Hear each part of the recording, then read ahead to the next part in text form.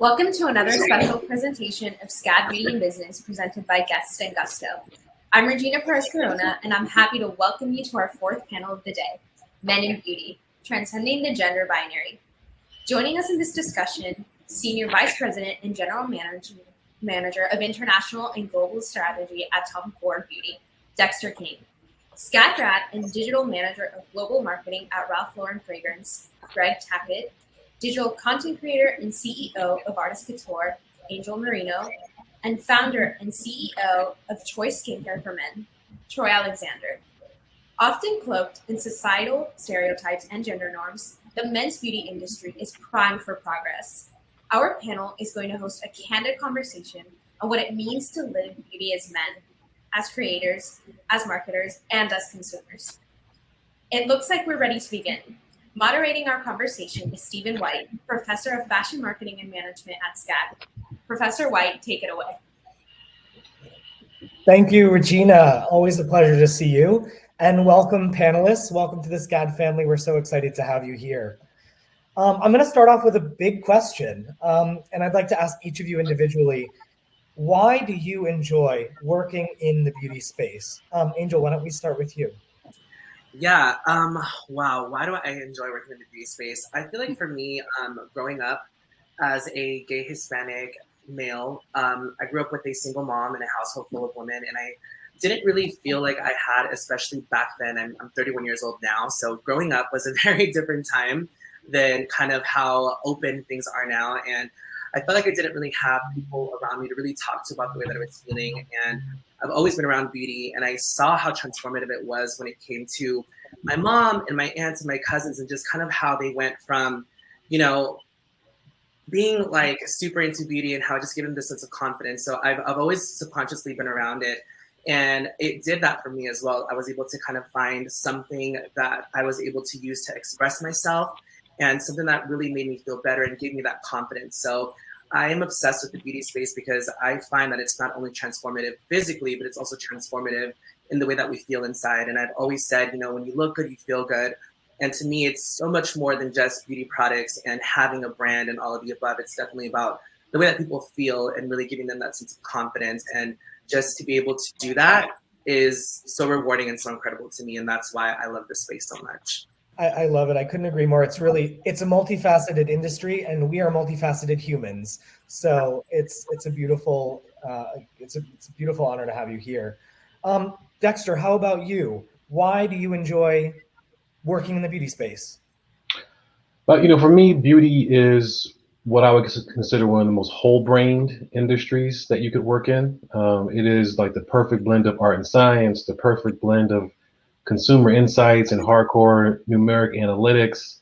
It's really, if you're someone who likes to hit your whole brain and exercise your creativity, your analytical ability, you can look at trends, you look at fashion, you look at hardcore numeric numbers, and to me, beauty is just a phenomenal industry for being able to be whole brained and really kind of go after it that way. So, and also, you know, it's a cool, what's not cool about it, right? It's a cool thing to work on. It's fun.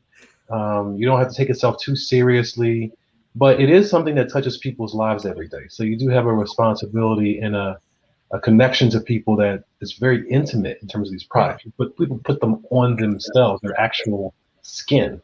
And so for that reason, there's a responsibility there that we don't take lightly. So it's all those things that I like about working in beauty.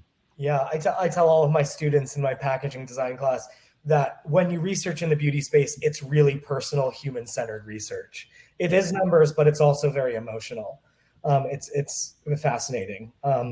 Greg, how about you, my fellow SCAD grad? Yeah, that's right.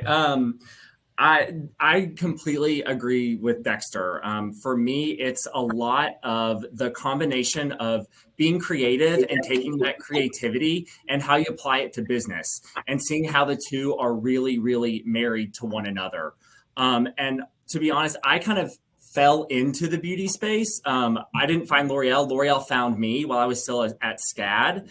So it's been a great personal learning journey, how much I have really connected with the overall beauty industry.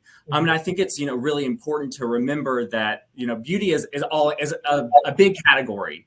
So we have fragrances, we have makeup, we have hair, we have skincare. So beauty really touches a lot of different products that people, incorporate into their lives on a daily basis. So it's a lot about the creativity, marrying that with business, and also the consumer, and really answering a consumer need before they even know that they have it. Totally. Yeah, I totally agree. I think especially being in packaging and beauty and design, the design side of it, it is a solution. The industry is based on solution solving things for people. So I totally agree. Troy, how about you? Why do you enjoy working in the beauty space? Well, thank you guys for having me. The reason why I enjoy working in the beauty space is because of my mother. My mother really taught me about grooming when I was a young kid, about protecting your skin, about loving your skin, and about feeling, welcome in your skin. And so, that's something that's been instilled in me since I was a young kid. And so, the beauty industry for me really resonates in the sense of that it's about loving yourself. And it's about taking care of yourself and taking pride in yourself. And, we as individuals, we all must understand that it's important to look after ourselves. And so, for me, as being a man, I love to look good. I love to feel sexy. I love to, rub lotions, creams, all those types of things on my skin. And it's just something that I really kind of gravitate to because, presentation is the key. Presentation is key. And I think that's what beauty offers me. I love that. I did one of my master's degrees in design management and wrote about exactly that. The presentation of ourselves as humans is so important to just the way we relate to one another.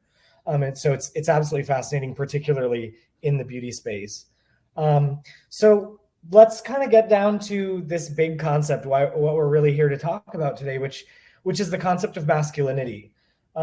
It's definitely changed over the past years, and our perceptions have changed, and the way that it's portrayed in media has changed. So when you say the word, a lot of people have an immediate image that kind of pops into their head. We can say it's grounded in our fathers or what the media presents to us as what is defining masculinity. But today, when we talk about men, a lot of times, especially in beauty, shame is involved. It comes up when we talk about the presentation of masculinity. So how do you all define masculinity, and how do you feel the definition is evolving? Greg, let's start with you. Yeah, so exactly to your point, I think it is kind of a moving target to define masculinity. And for me personally, today, it's more about being sure of yourself and knowing who you are, and less about how you present. I think there's a certain power in being masculine as well as being feminine. I want to, make sure that being masculine isn't any better or any, a better thing than being feminine. But for me, it kind of just comes down to being sure of yourself, knowing who you are, comfortable in your own skin, and how you express that. Yeah. It's such when you think about masculinity, even masculinity by itself has a spectrum. People are at different levels, more masculine, less masculine, more feminine, less feminine. The spectrum is so wide, and it's, it takes a long time to get there, to really get to that level of confidence, which is fascinating. Troy, how about you? How do you define masculinity as somebody who owns a company in men's skincare? Well, I think, for me, how I would define it is respect.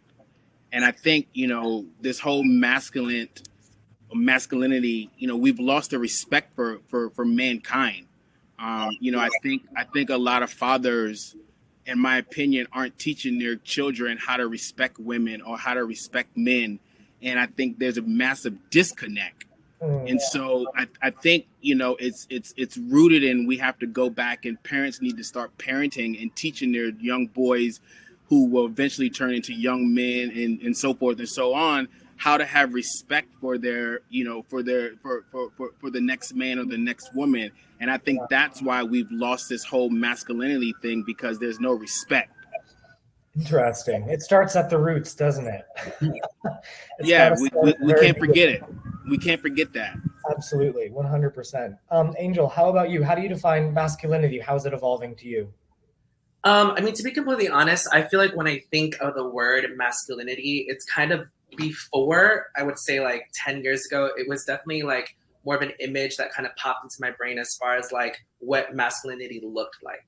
And what I mean by that, you know, growing up Hispanic, a lot of Hispanic men are very like machistas, and they're very much about like, you know, a certain level of power, and, you know, women can't do certain things. So back then, when I used to think of the word, I used to think of like of a specific look, of a specific guy. And I feel like now that I'm a little older and that I've experienced the things that I have, I feel like masculinity to me has become something that is an idea that is very constricting, because it almost feels like in order for you to be masculine, you have to fall in line with certain things that you can do, or certain things that you can say, or certain things that you can partake in. And to me, I feel like it's become something so restricting. And what I love about what's happening in beauty now is that the idea of that is evolving.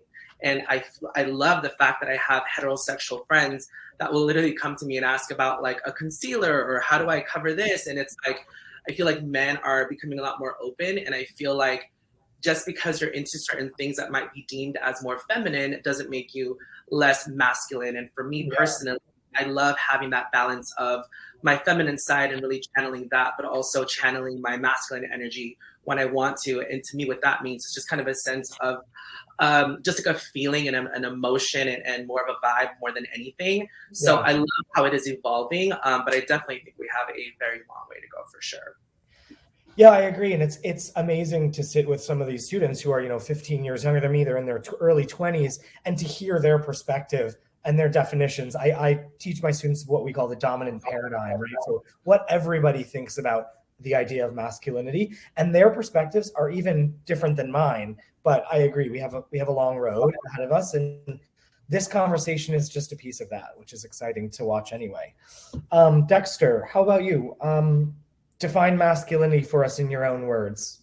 How is it evolving?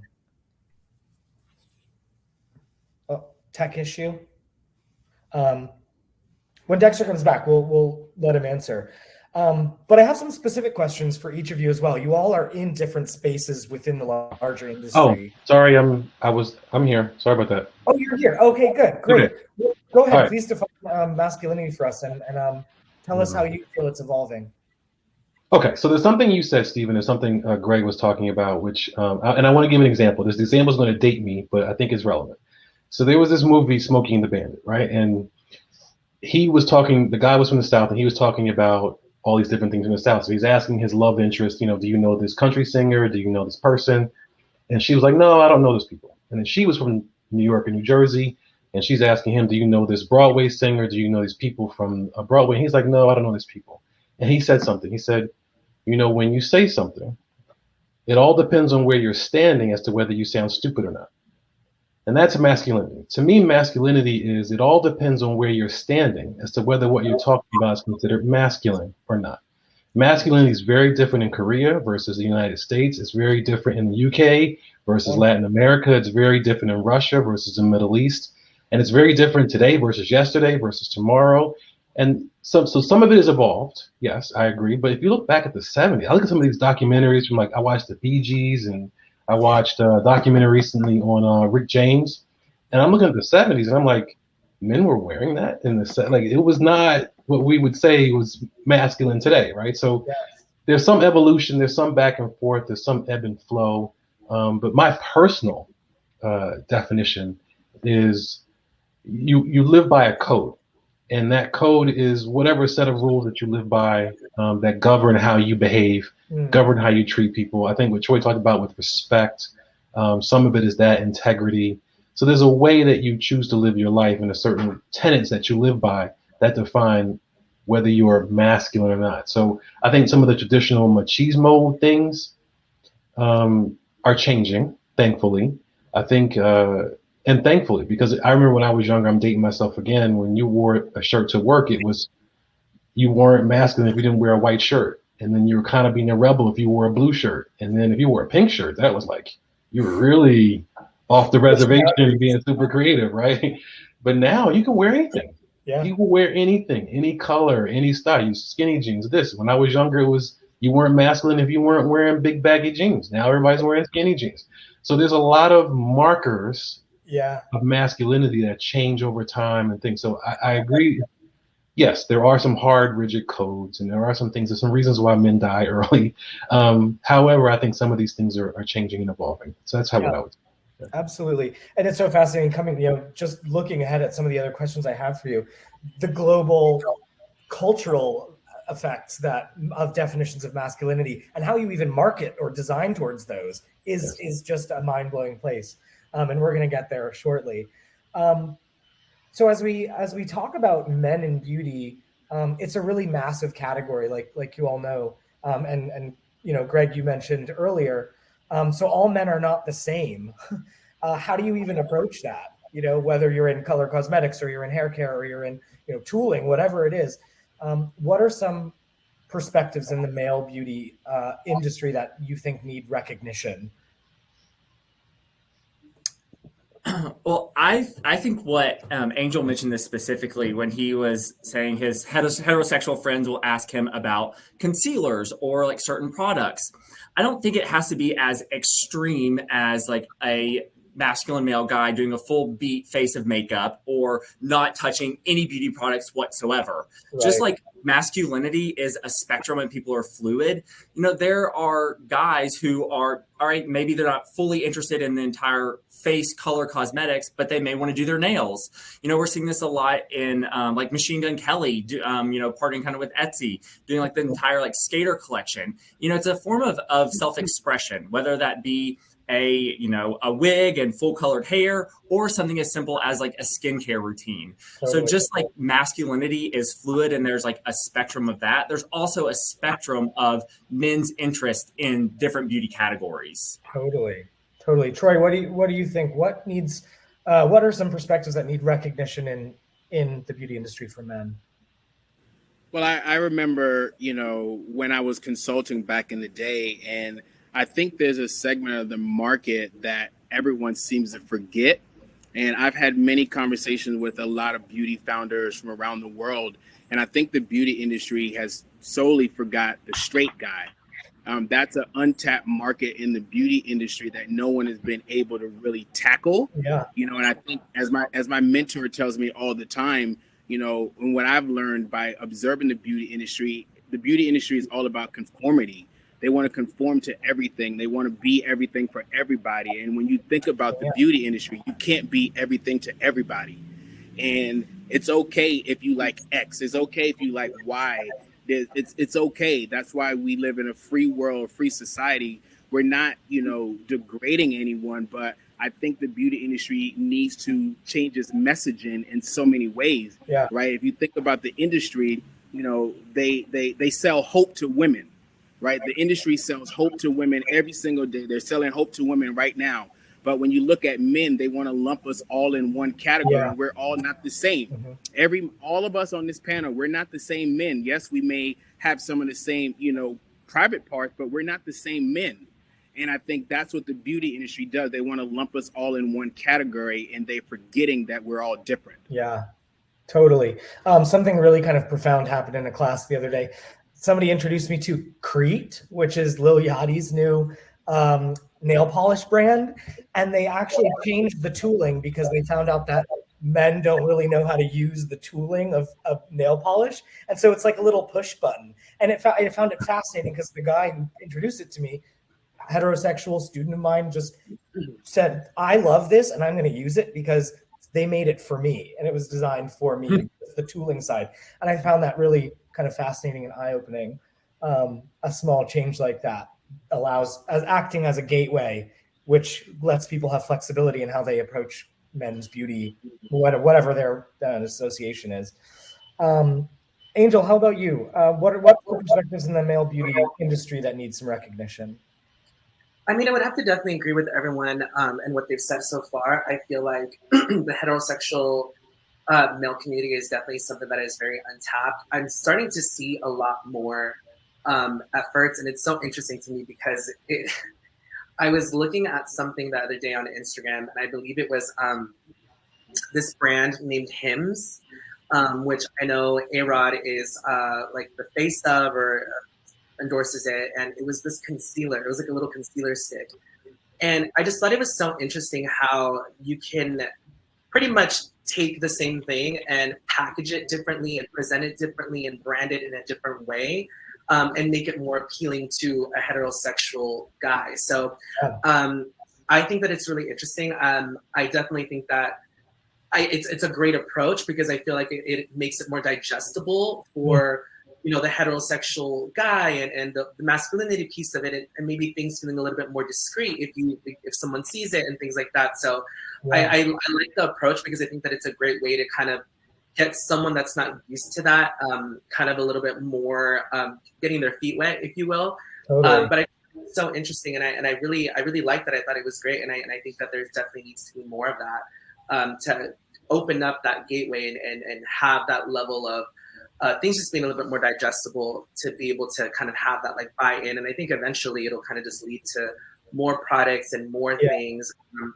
But, like Troy said earlier, it's definitely about, taking pride in yourself and wanting to groom yourself and look at it and the way that you feel. So I love that that's happening, and I think we need more of that. Yeah, totally agree. I think it's, the design, we're going to talk design shortly. It's so interesting to think just changing in packaging makes something feel better to different people. And it's fascinating. The psychology, even the kind of biological reactions we have to just feeling comfortable buying something in a store can even change. down to like the color palettes of certain things. Like if something's black or blue versus, it's in a why is so gold or whatever it is. It's so interesting how, and again, it really goes back to what's masculine and what's not, masculine colors versus feminine colors and what you're going to gravitate towards. So it's such a psychological thing. Yeah. But I'm glad to see that, efforts are being made for sure. Absolutely. Dexter, same question. Perspectives in the male beauty industry that need recognition. I had a tough time thinking about this one because the first thing that came into mind was older consumers, the ageless, because I was thinking more from a business standpoint, right? Oh, where the volume is and where the people are.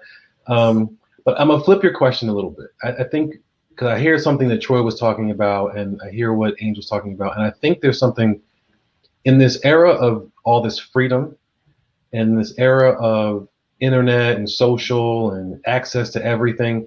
I think one of the downsides of the loss of gatekeepers, i.e. magazines, TV shows, whatever, is that there's no definitive authority on what we should be doing or wearing or treating ourselves.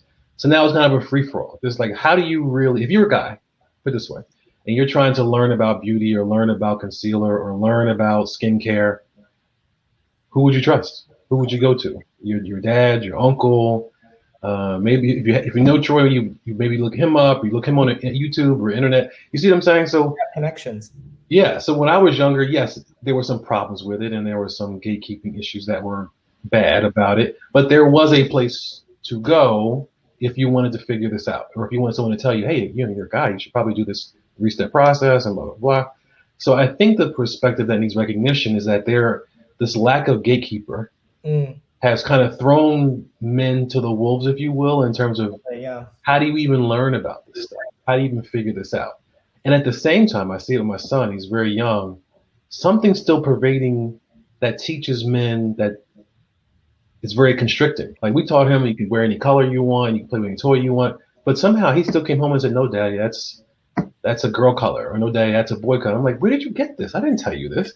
So something in society is still permeating these restrictions. At the same time, no one has authority to go to learn the differences or learn freedom or something like that. That's what I would say. Yeah, totally. I mean, I think, like you mentioned, the availability of information and inspiration out there to get started is as close as an image you see on social media, and it's the availability of that is so new and it's so fast. But still, I totally agree. Men in the beauty space have been thrown to the wolves unless somebody really introduces it to them. They're probably not going to try it themselves, and it's not something that we're naturally always curious about. I have a couple of of pointed questions for each of you specifically. So Troy, you, of course, as we know, just are in the early stages of launching your skincare, Troy Skincare. What's your journey been like? Why is it important, and why target men?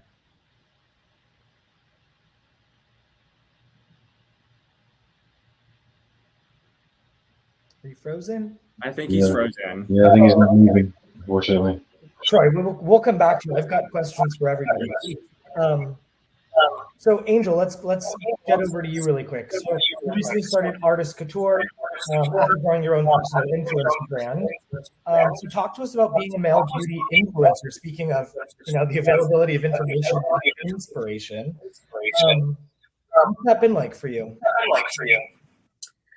It's been a really interesting journey for me because I started my career as a makeup artist, and I worked at a number of different brands, department stores, behind counters.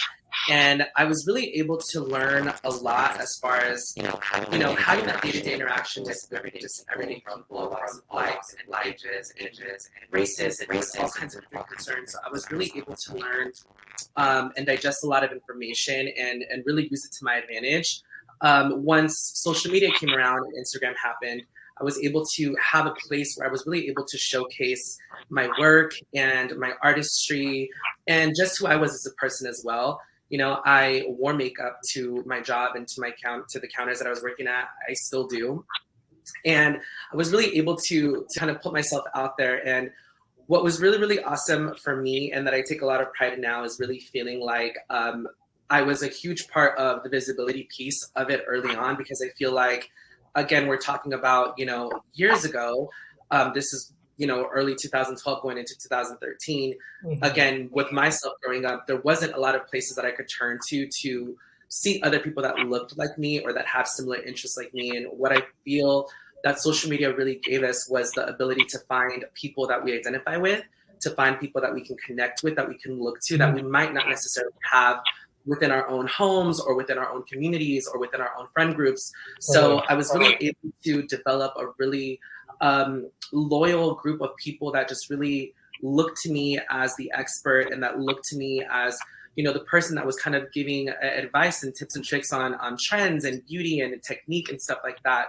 So once I started to build that audience, and I was able to really kind of go out on my own and start to freelance and, move to LA and work on production sets and, doing celebs for red carpets, like I was really, really able to identify the things that I felt were missing within the beauty space. And being, able to have this community of people that I was able to reach, I just always felt like, I want to create product. I want to be able to fill the gap. And I want to be able to create things that I feel like I don't have access to as a makeup artist, as a makeup wearer. And that's kind of how the inspiration started. And that was the driving force for that. Furthermore, outside of that, for me, again, like I said, beauty has always been something that's been super transformative. That's always made me feel good on the inside. And I really felt like being able to create product was almost an extension of me. And what I really wanted was to be able to create things that people could use to be able to feel the same way that I felt when using these beauty products. So for me, it's just been like a long journey of the idea of social media, the visibility piece of that, what that's done. And even now, having a brand and being in Sephora stores, being able to know that there is, other, smaller Hispanic kids walking into a Sephora and seeing my face on a gondola wearing a full face of makeup and maybe having that moment of like, wow, there's someone else that looks like me, and having that moment of inspiration. To me, that visibility piece it means everything to me, and it's so important. And I feel like we need that so much more across the board, not just with, men in beauty, but just with all types of different groups and communities and different people. But it's been a really interesting journey, and I'm so happy that I've been able to, really do something for my personal community and to just really bring more light and attention to it as well. Yeah, I mean, I think some of the inspiration in product development, product design comes from people who identify what's missing and identify what can inspire people to join that community, to feel like they're part of it. That's always one of the biggest pleasures to hear as I speak to people like you is hearing the stories of the inspiration that not only sparked people's interest, but made the industry better, made the industry better and more beautiful space to be in. Yeah, fascinating. It looks like we just lost Troy for a second. But Dexter and Greg, so a little bit different of a perspective. You both work in really large beauty brands. Ralph Lauren, owned by L'Oreal, with you, Greg, and then Dexter, you're obviously at Tom Ford, owned by Estee Lauder. So what opportunities do both of you see in the male beauty space that you think, and what do you think is preventing the men's beauty market from becoming, from the men's market to becoming equivalent to the women's market? Do you want me to go first, or do you want to go first? Like I said your name first. Go ahead. Go first. All right. So, what we do is we keep the consumer at the core. We look to the consumer and try and answer the needs that they have before they even know that they have that. Right. And I think that your example of the nail polish that the guy was showing you is a great example. Like, a guy who's interested in makeup can go out and buy any color palette that he wants. He can go out and buy like any hair dye. But how do we take that idea and that product and shift the way of thinking that it becomes easier for them? I mean, end of the day, me too, like, guys are lazy. We want things done for us. We want things done to us. We want to keep things as simple and easy as possible. So how do we take our products and answer that question to make it more appealing? I think one of the barriers of entry for men into the beauty space is the education piece, the actual application, learning how to use it, learning what it means. So keeping it simple and keeping it easy will open the doors to a lot of people who may be interested in it and are just kind of intimidated. So how do we kind of like break that barrier, specifically for the consumer? I think it's also interesting to play up to people's emotions, because again, the beauty is all about making you feel better. Working in fragrance and as a global marketer, you look at all of the different markets and all the different countries and really kind of analyze how they're interacting with your industry. And I found it, when we were looking at launching in China, I found it crazy interesting that one of the top 3 fragrances for men in China is La Vie est Belle from Lancôme.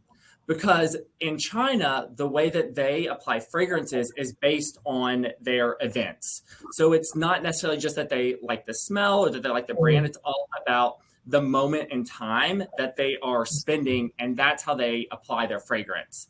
So La Vie est Belle was perfect for like family gatherings, and men were buying it. It was the number 3 or 4 top selling fragrances for men. So it's tapping into that psychological element, and answering that question with your products. Right. I tell my students all the time, I think of beauty products as a trifecta. Is it beautiful? Is it aesthetically pretty? That most of the brands are, right? Is it purposeful? Does it serve a purpose or provide a solution? And then is it meaningful? Does it make you feel good? Is it exciting to engage with? So that's super fascinating, especially as we talk about global cultures and the differences that you kind of have to anticipate. You as a marketer, like that's a lot of people to cater to, and the differences that you have to pick up on are really kind of deeply and emotionally rooted. Dexter, why don't you go ahead on that one? What do you think? What's the barrier for men in the beauty space? Oh, but I think you're muted, Dexter, by the way. All right, I muted because I was trying to keep my background noise from coming into the call. So sorry about that. I was listening to Greg, and I think some of the things he said was, actually, all of it he said was really interesting. So I'm trying to think of something different to say. And so one of the things I want to talk about is to think about just how are men supposed to interact with your brand.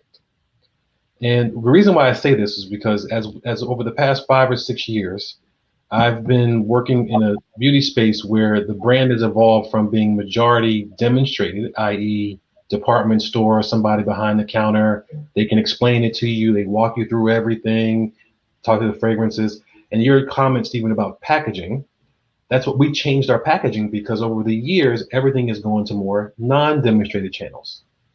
Digital, specialty multi, travel retail, where there's no one or very few people to explain anything to you. So how do you communicate your product benefits in an environment where the consumer, there's no one to educate the consumer? right? And we already talked about how men are even less educated to begin with than women. So now you have someone who's fearful of your category, doesn't know anything about your category, and can't go somewhere where someone can explain it to them. And the places normally where he would go, a lot of times, am I going to the women's section and the beauty section in the department stores where it's like, all these luxury brands and all this stuff, and these women behind the counter and they're trying to spray you with stuff. It's like, come on. I'm not. So some of the channels work like men go into Macy's and other places, but a lot of where the growth is coming from, either there's no one to explain it, or it's not really a male targeted environment. Like, let's face it, I'm not going to name names, but specialty multi is not really a male targeted environment. Not really. No matter how on the spectrum you think men sit. So that's the issue, is as the world evolves and there's less opportunity to touch men and explain it. And remember, I said earlier, there are less gatekeepers to explain and walk people through it. Just how are men supposed to learn about this stuff? That's really the opportunity. And that's really where I think that's probably, if anything, preventing men's beauty from becoming equivalent to women. It's like, we see all these things. Okay, now what am I supposed to do with it? Right. So that's the issue I see. Yeah, well, that's a great lead into my next question. And so, Dexter, why don't we just continue, and then I'll go around. But you're talking about men. Do I feel comfortable going to the women's section of the cosmetics department? Like, what do I feel in that kind of user journey of not only the experience, but also like, what do I do with these products when you have no idea? What role do you think women play when it comes to beauty standards for men? Oh, it's huge, obviously, right? I mean, let's assume we're making an assumption that this is a standardized interact. Well, let's not. Let's assume that no matter where on the spectrum of identity you sit and where your interactions are, I think women still have a huge role to play with men in beauty because of this. There's an acceptance factor. There's an expertise factor. So yes, if you have a male in your household who can explain these things to you, your uncle, your dad, your brother, whatever, fantastic, right?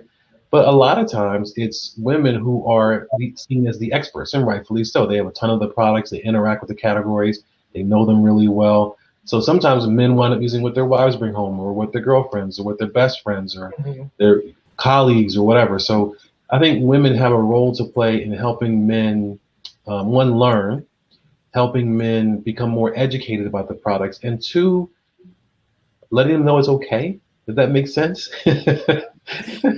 Right? I see you as a man, and I see that question about masculinity we had earlier, right? No, it doesn't hit your masculinity if you use a concealer. No, it doesn't affect your masculinity if you use makeup or whatever. No, if you paint your nails, it doesn't change my impression of you. So there's a huge role to play sociologically, education, and just access to these products, in my opinion. Right. And that made me think of a story when I was growing up in high school. My best girlfriend, and I came out when I was like 11, so I've been out of the closet as a gay man for a long time. My best friend did a cat eye on me in high school, and I was so like obsessed with it. Now, I can't replicate it to this day. I have no idea. But that really was an opening up experience for me to have her say, "I'm going to do this for you." And we went out and had a blast. And it was great. But there was a moment that kind of clicked where I felt like supported. And I really hold that memory close, and you just sparked it back up. Angel, how about you? What role do women play for you, especially with your background? I feel like it's different for everyone. For myself personally, like I said, I grew up in a household full of women. Single mom, I lived with my aunt and my cousins, and specifically, I feel like Hispanic women are very into beauty. I mean, I remember days where my mom would literally take me with her to the salon, and we would be there for literally 10 hours because she was getting her hair done. And we'd go to the department stores, and she'd always buy her signature like burgundy lipstick and all of her skincare. So for me, my influence was, a really positive one early on. She taught me a lot about taking care of my skin and sunscreen and using moisturizers. And just by being around them, I picked up on a lot of things when it came to specifically like color cosmetics and fragrances and perfumes. And I just remember it just being something to me that just evoked so many emotions and feelings within me that just drew me into wanting to learn more and use things and just be a part of it more. But I do think that in today's society, specifically, when we talk about men and masculinity, I do still feel that women play a huge part into this idea of, what masculinity is. And if a guy wants to use, a 3-step skincare routine, or if he wants to wear a concealer, like they might deem that as, not being masculine. And I feel like, again, I think we kind of keep coming back to the same point of it really being a psychological situation. But I do think that I think that if more women made it more acceptable and kind of brought more light to it and just made it more okay, I think that we would see a lot more men want to be involved in this space a little bit more than what we're seeing now. So for me, it was a very different experience. It was a very positive one. But I have girlfriends where we'll make comments to their boyfriends about, I need to be this, we need that, or that's too feminine, or no, you can't borrow my concealer. And I feel like it really is a situation where women also have to do their part in the equation to kind of break this barrier and this idea of masculinity and what it is. Yeah, it's an interesting lead in. Troy, I'm so glad that you're back. You are in the early stages of launching your own skincare line, Troy Skincare. What's your journey been like? Tie it in with what we're talking about. How do women help you? How did women help you get to where you are? Because you mentioned your mom earlier. Oh, but I think you're muted as well. Okay. There we go, better. Oh, still muted.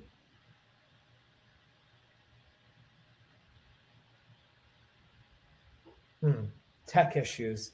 Greg, why don't we go to you while we're waiting on Troy? Are you there? No, not yet. Greg, go ahead. What? Okay. So for me, what I think the role that women play is I think women are the introducers to a lot of men to beauty in general, whether it be the mom, the wife, the girlfriend buying the male, the skincare routine, the new hair product, the deodorant when you're a teenager. So they are really the ones who are giving them the first cues into the entire space. I was kind of thinking about this yesterday. It's kind of how like the toy market markets to the parents. In beauty, you're still also kind of marketing to the female buyer. And that's one of the key consumer target markets that we think about for all of our marketing campaigns is that female gift giver, because she still plays a powerful force in introducing men to beauty products, whatever category it may be. Yeah. Do you think there's a specific, I love this idea of the female gift buyer buying for, one of my students asked me if I could recommend a fragrance for her boyfriend yesterday. So Ralph's Club. Hello, Ralph's Club. Ralph's yeah, Club. right, exactly. I was like, well, I should probably talk about this one. Yeah. I think fragrance is such an interesting category because you do typically think about, well, what's the ingredient story? Men like this, women like this. I am very hopeful that the fragrance industry at large really starts to break that binary, because some of my favorite fragrances would err on the feminine side. But I think they smell masculine, and it's such an interesting sector of beauty, very complicated. And to our point earlier about how masculinity is defined by where you stand, in the Middle East, the men have no problem with wearing fragrances that could be considered feminine. They have no problem layering these things on. So sometimes it depends on where you are in the world and this acceptance of what differences. So it's a little comforting to hear that, only because it makes me believe that men's minds are expanded regardless. In the Middle East, man, they are a fragrance leader. They are. It 100% comes down to packaging and the story you're telling around it. Like you can have the exact same scent in a pink bottle and the exact same scent in a black or blue bottle. And just the psychological impression of that will change how you react to the fragrance. Totally. And we're also seeing, gender neutral fragrances are huge. There are entire companies that are built around like not being masculine, not being feminine, just a fragrance. Tom Ford, just want to throw it out there. Ralph Lauren in 2022. Well, so let's talk about packaging. I think packaging is so interesting. And Troy, I hope we can hear you now, because you are in the beginning stages of the development of your brand, like I've been saying. So what do you think about when it comes to packaging?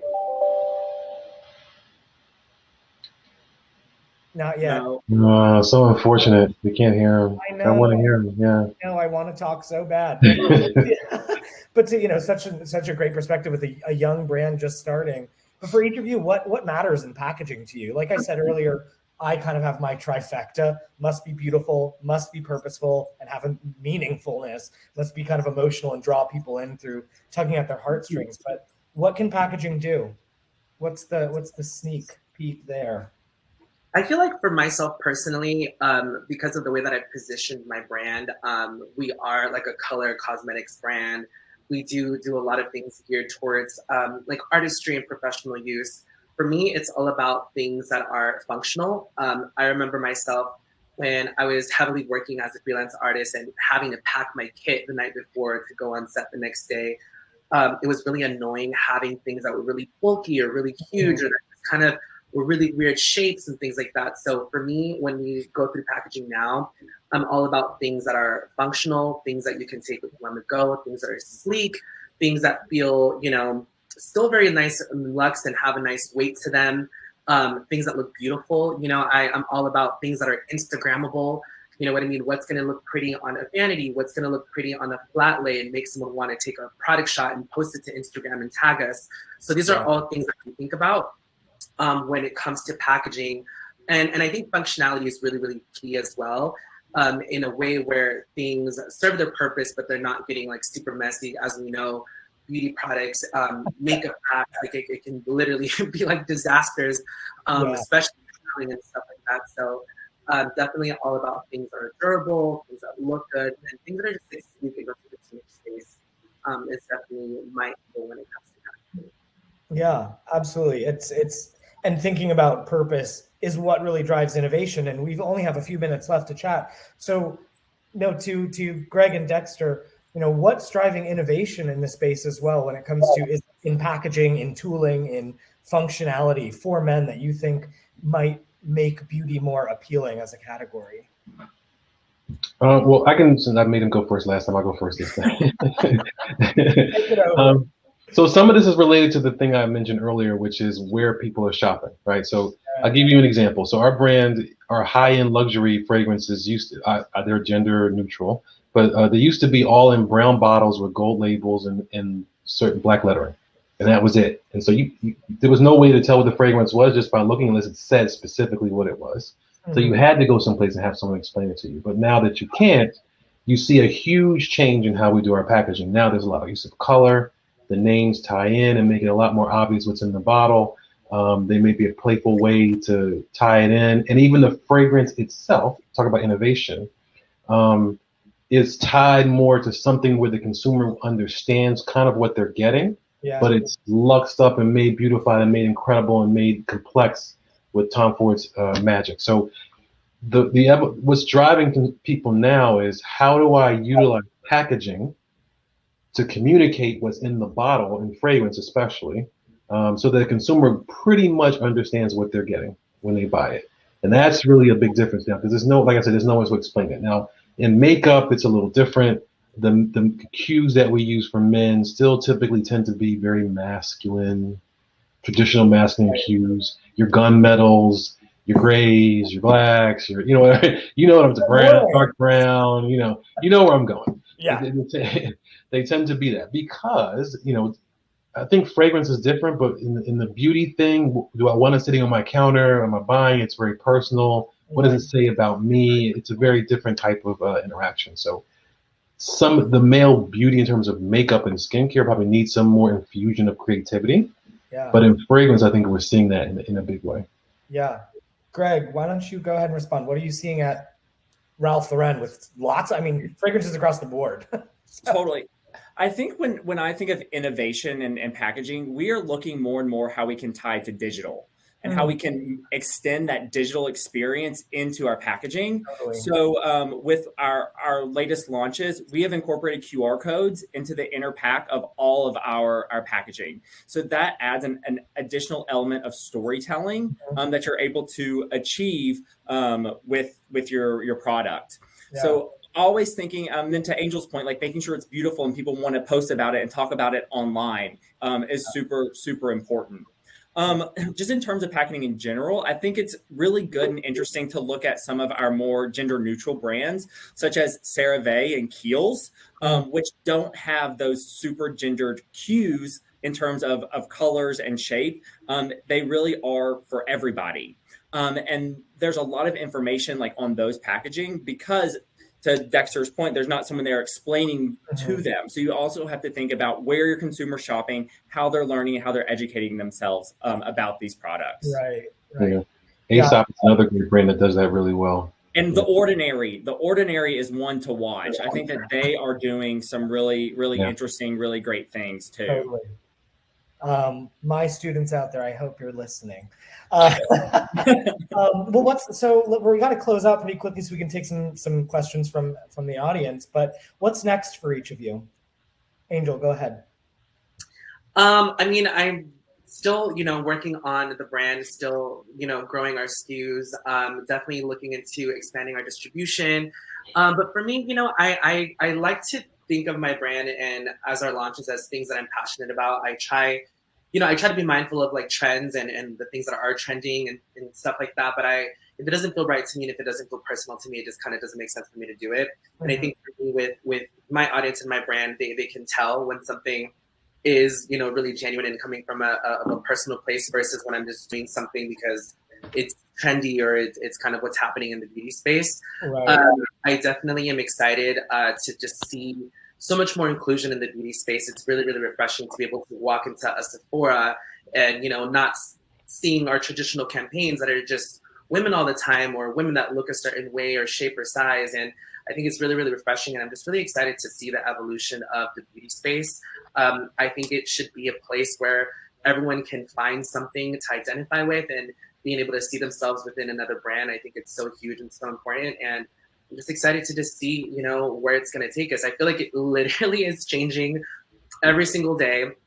You throw a whole pandemic in the mix and, it literally even has changed, the way that we think about like retailing and retail partners and all of these other things and how we're breaking through. It was really challenging for us as a color brand, when everyone's locked up at home and everyone's wearing masks and stuff like that. So I think it's definitely about getting creative as times change and evolve. But to me, that's the most exciting part because I love challenges and it just really keeps me on my toes. So I'm just really excited to see where we're going to be within the next few years for sure. Yeah, absolutely. Dexter, what about you? And as questions come in, I'll feed them to all of you. I think there's some really interesting ones out there.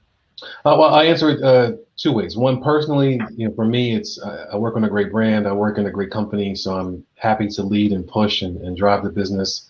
And to be honest, Angel mentioned it's like navigating this new COVID-defined world. I have no idea what it is, no idea where it's going. All we know is it's changing, and some of it's been great. Some of it, like apparently, people love to buy luxury fragrance in the middle of a pandemic. Who knew? So we're our business is exceeding and driving numbers that you would not believe. We can't even believe it half the time, So, but what's interesting is why and what's going on and the way people personally treat themselves. For the brand, I think it's continuing to redefine and adjust to consumers. And Greg mentioned this earlier. Is really leading. And so even though we talk about analytics and data and understanding your consumer, a lot of times it's about giving them something that they didn't think of themselves. But once they see it, they can't live without it. And that perfect example of that was when we launched a fragrance called Fucking Fabulous, which no one would have ever thought was possible. We didn't think it was possible, trust me. But Tom Ford did. And once you launch it, everyone was like, oh my God, I gotta have it. So it's those types of hits and breakthroughs that are what the brand is known for and what we continue to try to achieve. And the candle is amazing. I bought both the fragrance and the candle, and I love it so much. Well, guys, this has been such a fascinating conversation. We have to wrap up so the next group can get in here. And so I just want to tell you all, I appreciate all of your time. Thank you so much for being here with us, joining the SCAD family. And please join our next conversation, The Future of Shopping, Beauty Retail for the New Era, which starts in about 10 minutes. And we'll see you then. Have a wonderful evening. All right. Thank you for having me. Thank you, guys. Thanks.